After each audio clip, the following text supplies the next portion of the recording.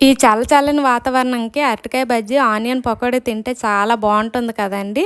ఇంకైతే నేను మా పిల్లలకి ఈవినింగ్ స్నాక్ కింద అరటికాయ బజ్జీ, ఆనియన్ పకోడీ చేసి పెట్టాను. ఈ చల్లని వాతావరణంలో ఇవి తింటుంటే భలేగా ఉందండి. ఇంకైతే మీరు ఈవినింగ్ టైంలో స్నాక్‌గా ఏం చేస్తారనేది తప్పకుండా నాకు కామెంట్ సెక్షన్‌లో కామెంట్ చేయండి.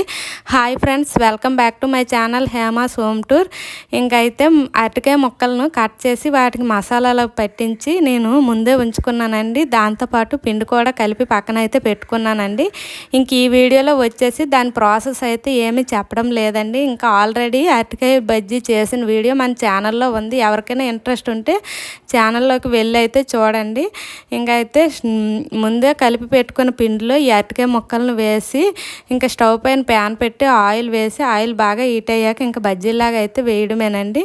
ఇంక ఈ అరటికాయలను అయితే నేను కూర వండుకుందామని తెచ్చాను. ఇంకా అవి చూసినప్పటి నుంచి మా పిల్లలు చేయమంటే ఇవాళ అయితే చేశానండి.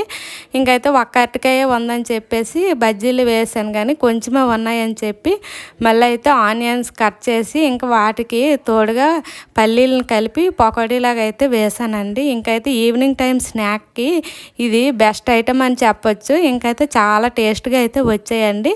ఇంకా అంతేనండి వీడియో నచ్చితే like and subscribe. Bye bye.